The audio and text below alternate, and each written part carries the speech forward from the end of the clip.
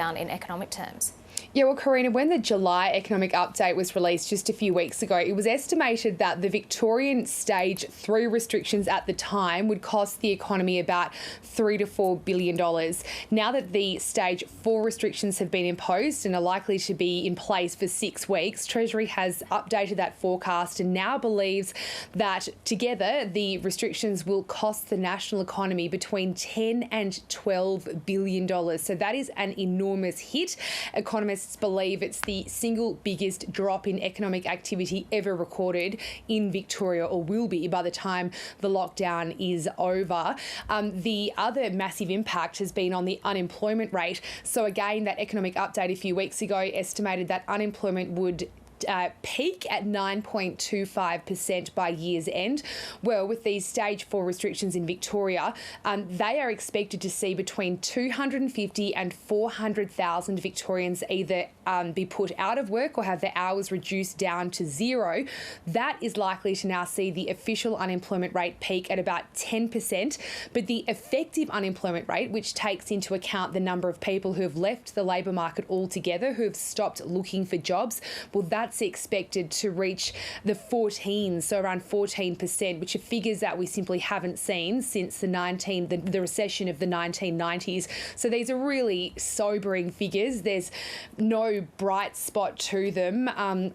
We know that the economic recovery was always going to be hostage to the health recovery, and what we've seen in Victoria is a massive setback on both fronts. The Treasurer, Josh Frydenberg, who is a Victorian, says that he is really thinking about the people, the people who are feeling the economic burden, those who have lost their jobs through this crisis. Here's what he had to say.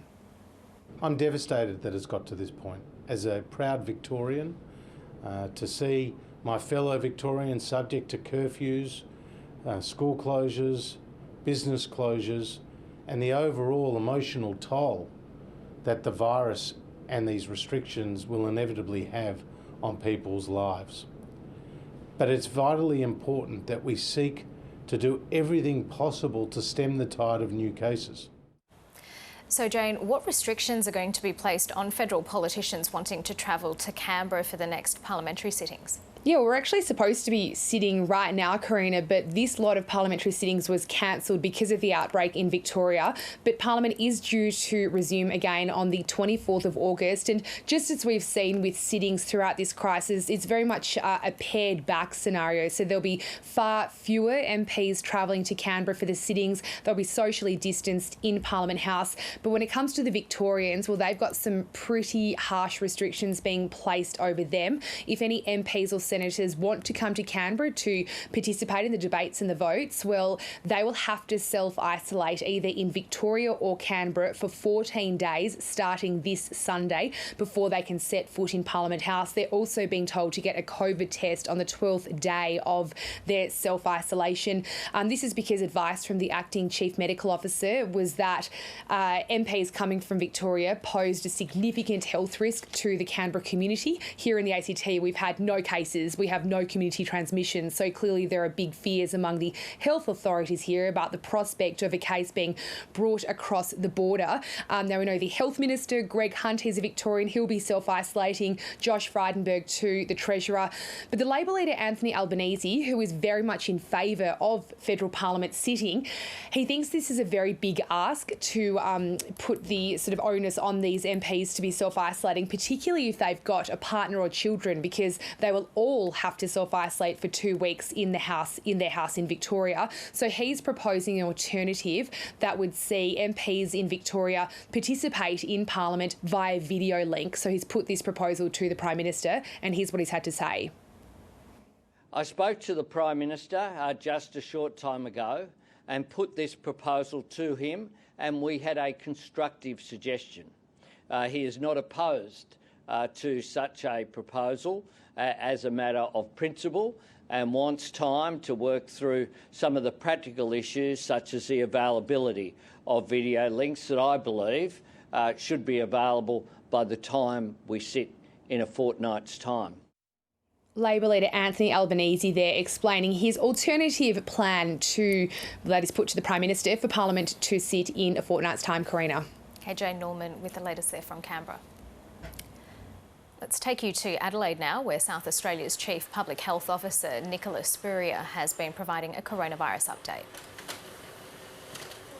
We do have a new case that is associated with what we're calling the Theberton cluster, and that brings the total number of cases now for that cluster to 5. Now, this is another young woman in her 20s, and she is a close contact of 2 of the cases. Where she is at the moment is, as we've done with other cases, is that we've transferred her to our Medi Hotel. She has minimal symptoms, and so she's stable, which is good news. However, our team has been extremely busy today because there are a large number of close contacts. And this is because the Theberton Senior College is a college for adult learners. And it's not like your usual primary school where you have a small number or relatively small number of students in a classroom. But there are various classes, and the students may be in a number of those classes. So the team have identified approximately 70 close contacts, and all of these close contacts will need to be in quarantine. There is a little bit of overlap with some of our previous close contacts identified through 2 of the other students. But what we have decided is that the safest place for these young people to quarantine is also in our Medi Hotel. Now, we are being extremely precautionary at this stage. We have not got community transmission in South Australia in any way in a widespread form, and this is why we are being absolutely overcautious in this instance. The other thing I wanted people to be aware is Theberton Senior College will be closed, and the CE of the Education Department will provide more information, and further information will be provided to the school community tomorrow about that.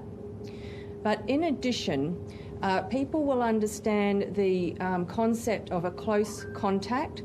So in a school situation, that is anybody that has been in a confined space with a case for greater than 2 hours, and that's generally the classroom setting. However, we also talk about casual contacts, and that might be other people in the school, because as one can imagine, as young people move around the school, they might have lunch with somebody outside of their classroom, or they might go to the library and spend a period of time in close contact with other students. So all of the students and staff at Theberton Senior College are considered casual contacts, and as an absolute precaution, we are going to direct all the school staff and students to self-isolate until Saturday the 15th of August. So that's 2 groups of people, close contacts, young people who are close contacts are going to be quarantined in our Medi Hotel, and then the rest of the school community, that's the staff and teachers and those other students, are going to be asked to self-isolate in their home for that total 14-day period from the last time they were in contact with a student. And of course, during that time, our staff will be in contact with them to make sure that they don't develop symptoms, and anybody that develops symptoms will obviously be tested. So I'll just pass over now to Rick Pearcey from the Education Department just to say a few words about the school. Thank you. Good evening. And that's where we'll leave Nicola Spurrier, the Chief Health Officer in South Australia. She was saying that approximately 70 close contacts are to go into quarantine at a Medi Hotel after 1 new case of COVID-19 at a high school in Adelaide. Let's move to Lebanon, where 3 days of national mourning have begun after the devastating explosion in the capital, Beirut, killing 135 people, including 1 Australian. 5,000 people have been injured and 300,000 residents have lost their homes. Lebanon's government has promised to complete an investigation into the cause of the warehouse blast within 5 days. Middle East correspondent Eric Twarchek reports. There's little left of Beirut's port but rubble and ash. The blast at a dockside warehouse left a massive crater and changed the city's shoreline. Despite the devastation, the rescue teams keep working. Earlier, in the adjacent suburbs, they'd found someone alive. stuck for 10 hours under the wreckage of their apartment. In neighbouring homes, residents were stunned by the scale of the damage. It's really something horrible. And they say so many people died.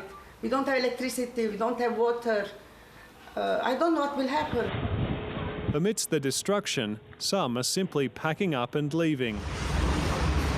Lebanese-Australian aid worker Samar Hadid had to vacate her apartment after it was blown apart. The building started to shake quite excessively and it just felt like an earthquake and an explosion and a bomb blast all in one. The blast caught people in all kinds of situations, interrupting this wedding photo shoot. I'll be looking like a princess and everything. So I was really happy, like any other girl. While what happened during the explosion, here there's no word to explain what happened. I feel so sad.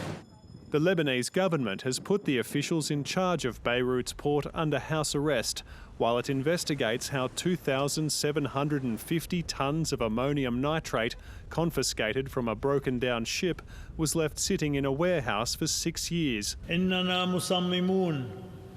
are determined to investigate and reveal what happened as soon as possible, to hand out punishment to those responsible. Is that a bomb? Oh my God! Lebanon's cabinet declared a state of emergency in Beirut for 2 weeks. International aid requested by Lebanon's government has started arriving, but the immense damage comes on top of a financial collapse that had already crippled Lebanon's economy, threatened its food security and undermined its political stability. As the smoke clears and the shock fades, anger is sure to grow. Eric Twarchek, ABC News. Australians concerned about loved ones in Beirut can call the Department of Foreign Affairs and Trade on 1300 555 135. And if you're watching outside Australia, there's another number to call. That's +612 6261 3305. The former US Vice President Joe Biden will not travel to Wisconsin to accept his party's presidential nomination because of the pandemic. The Democratic convention will be held almost entirely online later this month, and Mr. Biden will accept the candidacy in a national address from his home state of Delaware. Donald Trump says he'll give his acceptance speech for the Republican nomination from the White House, which has prompted criticism. He's using the historic residence for political gain. It is legal. But if I use the White House, we save tremendous amounts of money for the government in terms of security, traveling. If we go to another state or some other location, the amount of money is, very enormous. The Biden campaign says it plans to spend nearly $400 million on advertising, making this the most expensive US election in history.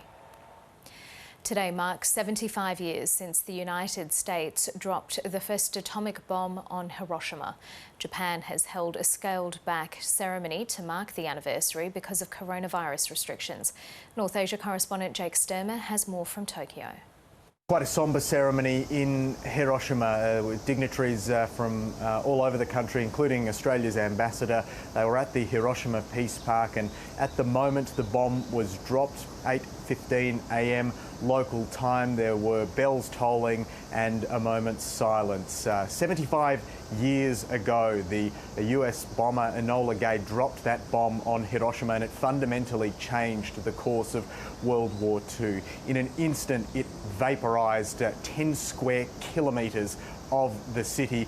At the time, tens of thousands of people died in the blast itself, but in terms of the radiation sickness that has come from it, more than 100,000 people have died. Around 140,000 people have died. Thankfully, that bomb in Hiroshima and the one in Nagasaki 3 days later were the only times that atomic weapons have been used in any wars, in any kind of attacks. And it's been 75 years. The hope is that it continues for many decades and much longer. The hope is that they really never get used again, although there are around 8 countries at least that do possess nuclear weapons and have that capability. The survivors are known as hibakusha, and there are more than 100,000. They are those who experienced the blast itself or